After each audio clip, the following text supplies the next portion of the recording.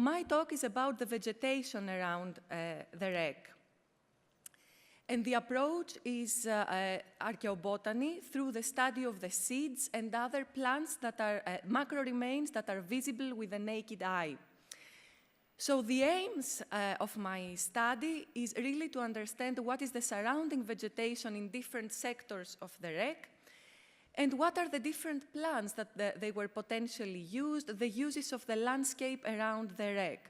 And ultimately, as Santi also mentioned, what we need to understand, what we want to understand is how people interacted with the REC and how the REC itself helped shape the environment of Barcelona as we know it. The material I'm going to present here today is from Glorious. Let's move to Recomtal. Here, as Santi explained, we did some coring, and there was some bucket flotation to retrieve the seeds. We made sure that methodologically we could retrieve even the smallest seeds available.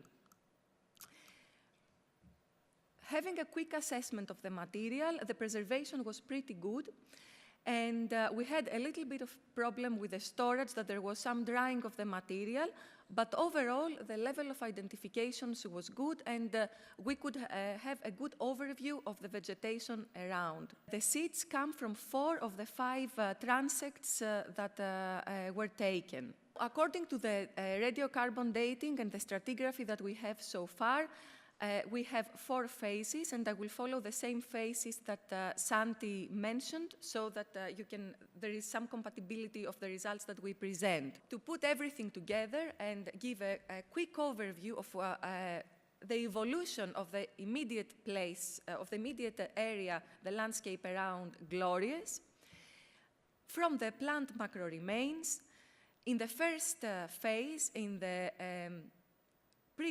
where we have a small pre-REC channel, we have an area that is slightly frequented with paths, and we have possibly some nearby agrarian activity. During the construction of the REC, or what we think in the 11th century is the construction of the REC, we have some dry cultivation, but very restricted activity as reflected by plants, no much other activity. It is only in phase 3 where we see gradually over time a real expansion of activities with gardening, orchards, cultivation, meadows, and clearly, at least from some point on, a very wet environment. And finally, in phase 4, we have, again, an area that is frequented with some cultivation. In terms of plant uses, we have the presence of fig since the very beginning. We have the presence of Reseda, that gives the yellow color from the very beginning, but near Glorious, not much evidence for an extensive use in this area. Grape appears for the first time in the 3rd phase, also mulberry. And we see there the cereals, barley and millets. I need to emphasize here that barley or grape were also found in Barcelona much earlier than that, in pre-medieval periods, but we're talking about a specific area. And then in the last phase, we see walnut, coriander, peppers, and physalis. Now, the future plans, how this will all end.